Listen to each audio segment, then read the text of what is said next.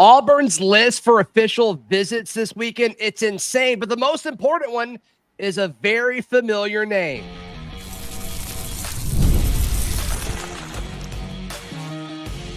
You are Locked On Auburn, your daily podcast on the Auburn Tigers. Part of the Locked On Podcast Network, your team every day. Yes, welcome on into Locked On Auburn, your daily Auburn Tigers podcast. I'm your host, Zac Blackerby, and thank you so much for making Locked On Auburn your first listen every single day. It's Recruiting Thursday. We're joined by Brian Smith, host of The Portal, Locked On's recruiting, NIL, and transfer portal show. He's a very busy man. Our commitments coming for the Auburn Tigers. Also, do the Tigers need to pay attention to what Clemson and some other schools are doing? That's coming up. But the most important OV this weekend, Brian, you can make the case for almost all of the guys that are coming on campus. There's a slant or angle where you could say, yes, he's the most important. But I'm going to go with Hezekiah Harris. Has been committed to Auburn for a while, the in-state edge rusher. Sure, Jireh Edwards is ranked higher. Sure, Landon Duckworth is ranked higher and a quarterback. Jaquez Wilkes is also ranked right there, another edge guy potentially that Auburn's pursuing. But I think there's so many guys or other schools that are coming after guys who are already committed to Auburn.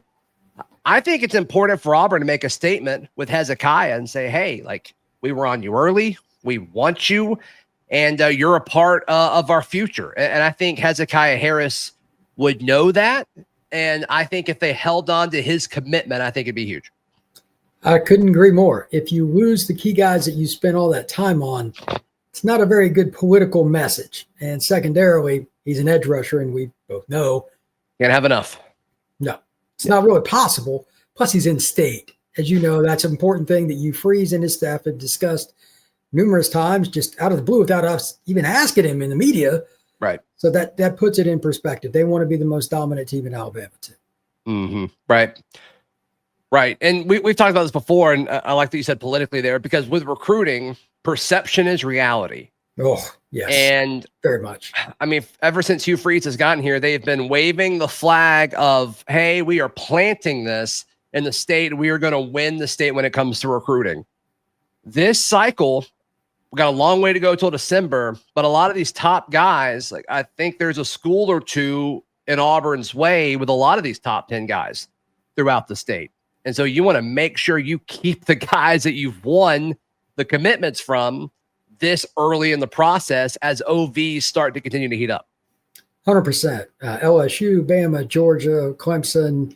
There's a bunch of schools trying to come in. Florida's even one. Miami. Right. Everybody's trying to get at least one kid out of Alabama. It's a great state. It's not shocking, but it's more success than last year. When Auburn, quite frankly, kind of ran away with it. Wasn't that close. They did, yeah. But now Bama in particular, I mean, you got to start with the big elephant in the room, literally and figuratively.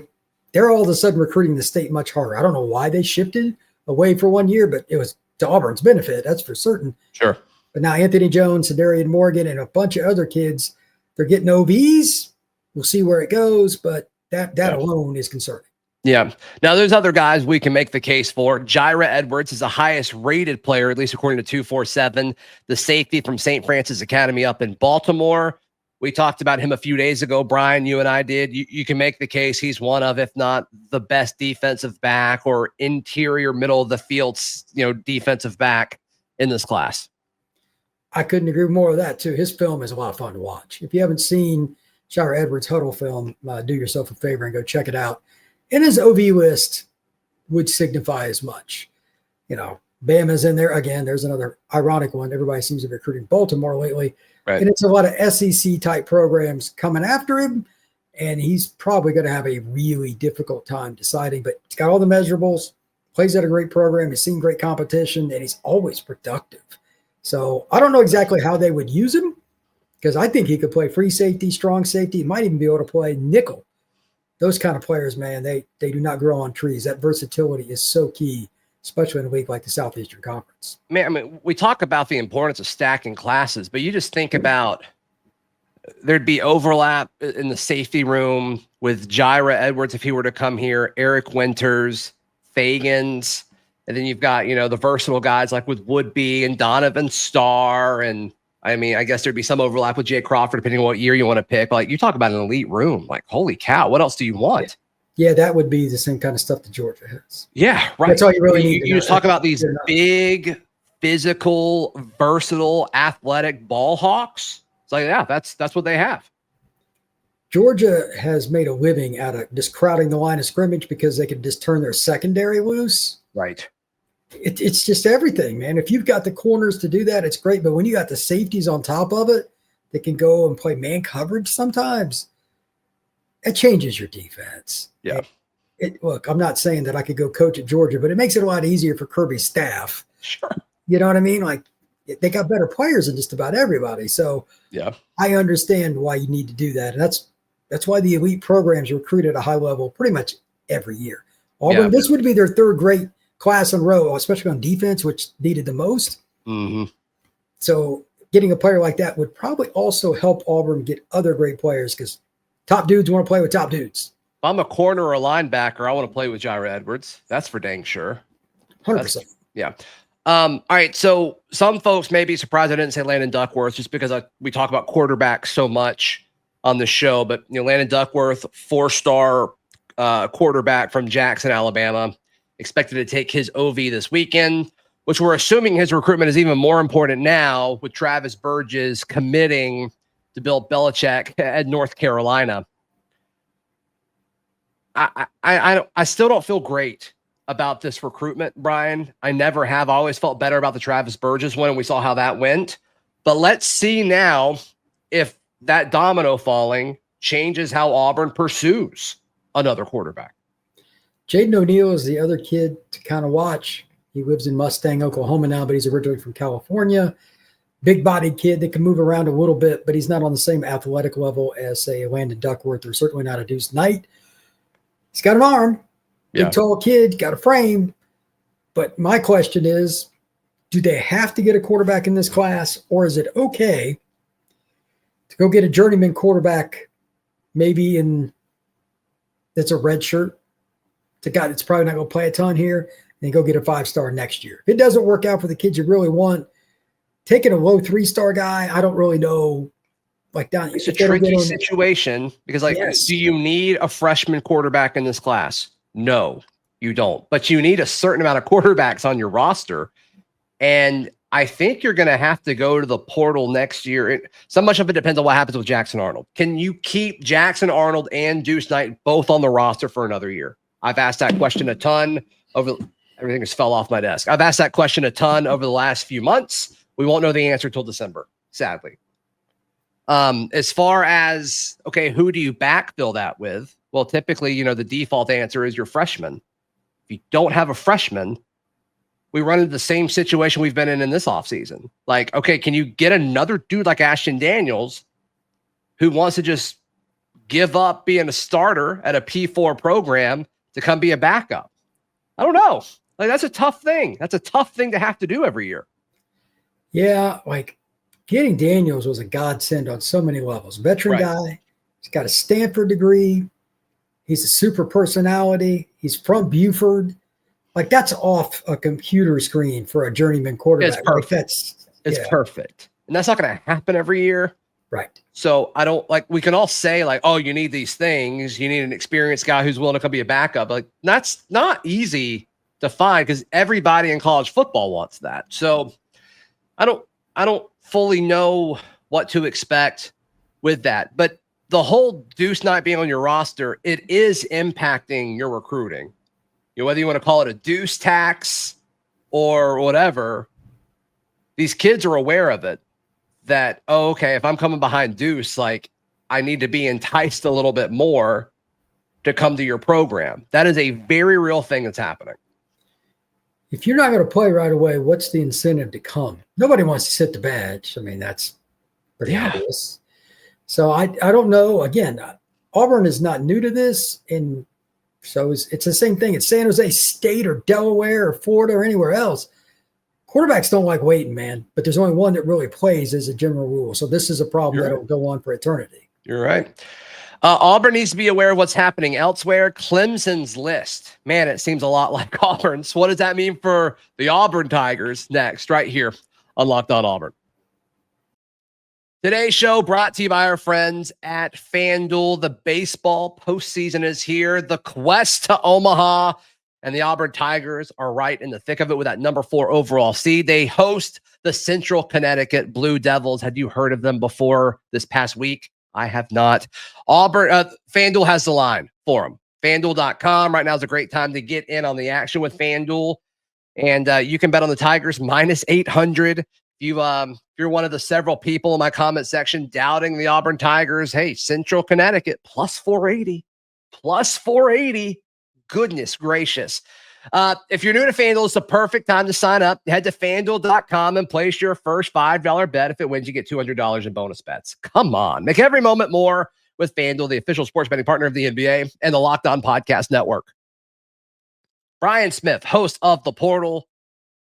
Multiple shows dropping, it seems, every single day on recruiting, transfer portal, NIL. Be sure to give him some love. So you hopped on and you're like, have you seen Clemson's list? Have you seen Clemson's OV list this weekend? And then you read it to me, and it's a very familiar list, Brian. I mean, it's all of these guys that Auburn's either hosted on an OV or they're hosting in the coming weekends. Yeah, it's crazy. Guys they've went after forever. Tyler Atkinson, not a Grayson. Cedarian Morgan, arguably the most important offensive recruit on the board. Bryce Perry Wright, kid out of Buford, a big defensive lineman that's been to campus. I don't even know how many times he's been to the Plains. It just kind of keeps going. And then there's Jay Lamar. I've heard that he might even be leading towards Clemson. And for the record, all of Clemson's commits are coming. And pretty much every official visitor they're having is coming this one weekend. They're trying to knock it out. They're trying to get kids to end their recruitment this weekend. So that's why I brought this up with you. There could be a couple guys come off the board that Auburn really wants. And for those that don't know, Clemson's rule is once you commit, you cannot take even an unofficial visit anywhere else. Right. So this is a very unique, like the Clemson offer is the rarest offer there is in college football. They don't offer many kids. So it's kind of interesting. Even the kid that I'm just fascinated with because I haven't seen him yet, the Dalton Toothman kid that Auburn's doing really well with, but he's an offensive tackle. I know much Zach likes those guys from Mississippi. Yes. What? Yeah, that's what I mean. Like, Dabo always gets one or two kids out of the Georgia, Alabama area that they're not predicted to get. Who's it going to be this year? Plus, again, a lot of these kids just happen to be intersecting with the Auburn Tigers. So Tigers versus Tigers battle on a few of these guys. Which is what you want, right? I mean, if you want the best players, you have to compete with Clemson. You've got to compete with Georgia, Bama, Florida State. I mean, all of these guys that are programs that are throwing money at these kids, and they have a lot to offer. And Auburn's trying to position themselves to be in that boat too. They've done that since Hugh Freeze has been here. It's been slower this cycle, but it's been slower for everybody. But this is the type of weekend, because it's gonna happen. It has to. Whether it's this weekend of OVs that's happening throughout college football or one of the next few that are coming over the next month or so throughout June, there's got to be a weekend where it's a trend to start filling up your class again with enough data and information from the prospect level of saying, okay, I've seen enough. And Auburn has to make sure that they're in a situation to get a handful of those guys when that movement starts to happen. Until that happens, I don't think it's worth panicking that guys are visiting elsewhere. It's when those guys start to commit other places where you have to say, okay, other guys are starting to get this move. It's fine. It was all stalled for a second throughout the Southeast. But once it becomes, I don't know, forward moving, unstagnant, whatever you want to call it, once it starts moving, you just got to make sure Auburn is also moving at that point. And it seems like that's going to happen, but I don't know. Until it does, like, there are going to be some fans that are a little nervous. The biggest commitment for any first weekend is the first. Once a kid gets up in front of the room, in front of the parents and says, I'm all in and pick the school. Sometimes some other guys that are on that teeter-totter point will also jump in the boat. I guarantee you Auburn, based on their list, and we'll go over it a little bit here in a sec. Yeah. They got a lot of guys they're in the top 3-4. If the visit goes right, is it out of the question that somebody says, you know what? I'm coming to the Plains. No, It's not going to be shocking. But if you can get that first one like early Saturday afternoon or something like that, the timing of this stuff matters. Like it's, as you said earlier, it's political. Everything is based on perception, and we're dealing with teenagers. To say emotion is not a part of it would be very foolish. Yeah. I'm privy to that. And I mean, Auburn's list is great, but like, let's say Jireh committed. Please. That would be a completely different scenario for all the other defensive. Like, oh, okay. Because everybody knows what everybody else is ranking. They all look at it. Believe me. I mean, Jireh is one. It's same with Duckworth. I mean, just quarterbacks in general. Yeah. But that's the kind of thing where that comes up at other pockets of high-level recruits that are visiting Clemson or Georgia. Jireh just committed to Auburn. Like, they're starting to talk about that now. Like that, it's a big deal. Everybody follows what everybody else is doing, whether they admit it or not. Those are usually these kids are so savvy, Brian. You know better than anybody. They are so savvy. They are so aware of what's going on in this world, for sure. All right, so we've touched on Jireh, Landon, Duckworth, Jaquez Wilkes. Some places have him listed at linebacker. Some places see him more of an edge. We'll see. I think he can do both. Just depends on how they want to develop his body. But Auburn's chances with him, I kind of want to just go quickly through a bunch of these guys. Auburn's chances with him, your thoughts on him as a player. Jaquez Wilkes out of Wadley. He's one of the most physical kids in the country. Plays running back a lot in high school as well as middle linebacker, but I think he's going to end up at edge. Super physical. A&M was trending for a while, but Auburn is trending now. I wouldn't be shocked if he was a commitment. Yeah, I think so too. Auburn's done good with him. Jamarian Matthews, another edge guy, committed to Alabama from Gainesville, Georgia. Seems like Auburn feels good about the momentum they've had with him. Taking an OV, committed to the rival. Thoughts on this? He's originally from Alabama, is an Alabama fan, so I'm told. I don't know if that's accurate. Yeah. But if he's visiting again, he's been to campus before, you got a chance. Sure. And I'm sure they'd love to steal a player from Bama. That speaks volumes anyway. Yeah. All right. The last 4-star we'll mention, TJ White, the linebacker from Jackson, Mississippi. Good player. Really solid player. I think it'd be a guy that you just keep in the box for several years, throughout his college career. Your thoughts on him and what you're hearing from the Auburn point of view? Everybody's in on this kid. It's going to be hard to keep him away from the in-state schools, Ole Miss, Mississippi State, but he's visiting. He's been a priority recruit for them for quite a while. This weekend will tell the tale. They'll know if they're going to really have a shot or not. The out-of-state kids are easier to know. Their body language and everything will tell you. So I like him a lot. His film is good. He's a really good player. And Jackson Academy is a good program. Yep. I lied. Not the last 4-star we're going to talk about. Anthony Davis, another linebacker from Georgia. A guy whose name's like popped up early and then it kind of simmered a little bit. And now it's starting to heat back up a little bit. But Anthony Davis, 4-star linebacker, 6'2", 200, according to 247. Another guy that would make sense for Auburn to add. And he's from which high school, Zach? Which one is that? That is Grayson. Oh, yeah. Grayson. Shocker.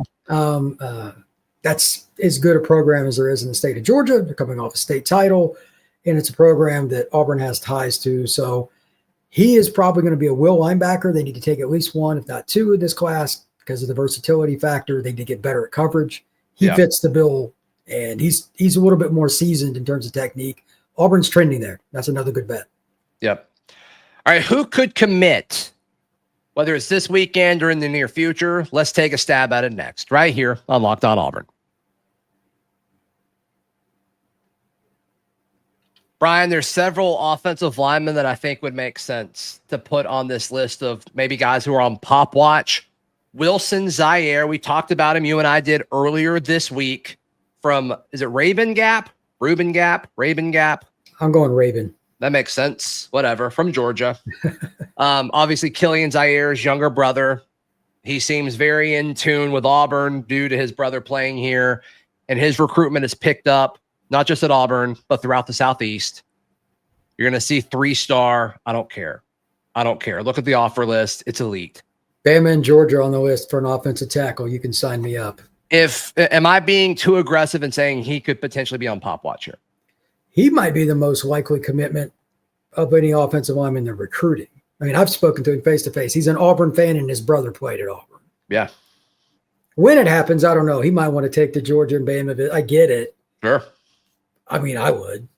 But you feel good about Auburn's shot there. Oh, overwhelmingly so. Yeah. Parker Pritchett is visiting this weekend from Columbus. He's already committed. But the other interior offensive lineman taking an OV this weekend, Jelani Miller, admittedly a guy that I don't know a ton about, but it's clear that they want another interior offensive lineman. Miller's from Arizona. It's interesting. It seems like they have one guy that's like from out west every official visit weekend on the offensive line, which is fine. Whatever. I'm cool with it. He's a big dude, man. 6'5", 300 plus. Okay, sure. I don't know much about his recruitment until we saw him on the list last weekend, and I'm just like, Auburn wanted to get more physical and be better downhill. Well, they got DeAndre Carter a couple cycles ago. Now this kid, like, they want a road grader, it sounds like, in every other class. That 300-plus pound guy that's just a mauler, he would be your fit. Hey, tell me about Daryl Bell III. He's committed to FSU. Obviously, you cover the Seminole aspect of this as well as part of your MIDI duties for Locked On, but looks like a pretty athletic defensive back. He's visiting this weekend. That is one of the prototypical twitchy South Florida kids that could play slot, play nickel. He could play corner. He could play safety. He could play running back. He is a true jack of all trades. You just get him on campus. Florida State got him early, and I was like, oh, nice pickup, because I figured he'd go to Miami. He's a Miami area kid. Pick Florida State. Okay. They're coming off 2-10, man. You say whatever you want. I mean, Auburn wasn't great last year, but Florida State was another level of horrible. Right. So just about all, just for a record, almost every one of Florida State's 9 commitments is visiting somewhere else too. That is the loosest commitment list in the history of commitment lists. So it's bad. If he flipped, it would not surprise me in the least. And I'm not the only one. I just talked to John Garcia. Yeah. Covers Florida, and like that. He's not feeling warm and fuzzy there either. So Interesting. Yeah, really good player. If you had to pick a guy that's taking an OV to Auburn this weekend, say, hey, they're on Pop Watch, who are you saying? That is a great question. Man. A million variables at play. We don't really know, but I'm asking you to do it anyway. I would go probably Zaire, but that's low-hanging fruit. Daryl Bell might be my second pick. Interesting. Really? When I say Florida State struggle bus, and I'm not kidding, that bus might have hit as a host of Locked On Seminoles, you would know. Yeah. You would know more than anyone else. Not feeling good about the Noles recruiting trajectory at the moment. It's funny because they got a lot of kids committed, but none of them are solid, and they got a great visit list, but they don't lead for hardly anybody. Yeah. Their name just kind of carries the weight right now. I'm trying to make sure we've touched on every name. We didn't say Tyreek Green from Buford, Georgia, 3-star guy according to 247. I don't know much about this kid. It doesn't look like Auburn's throwing that much at him, and almost seems like they're a little late to the party. What do you know about Tyreek Green? I just know his name. I have not seen him play. So Auburn knows Atlanta as well as Georgia does. So if that ends up working out, that's great. But my guess is that's a kid they really like, especially if Jireh, they get the bad vibe this weekend, Green, they might turn up the heat. That would be my guess. But that is 100%. That's just my perspective. Yeah. They may really like him. I don't know. I don't know much about it. Yeah, it took an unofficial to Miami back in March. Obviously, OV to Auburn this weekend. OV to Miami next weekend. OV to FSU the following weekend. Then OV to Georgia on June 20th. That's an elite list. I mean, yeah, what else could you ask for? Yeah. So we'll see. We'll see on that. And then we get some OVs in the midweek next week on Tuesday. So we'll have a lot to talk about next week with you as well, Brian, as far as recapping this weekend and then previewing next as well. Where can people check out everything that you've got going on? Well, the Portal podcast, I'm going to have better part of 10 podcasts between Friday and Sunday. If all goes the way I plan on, it's a little concerning on another front, but that's okay.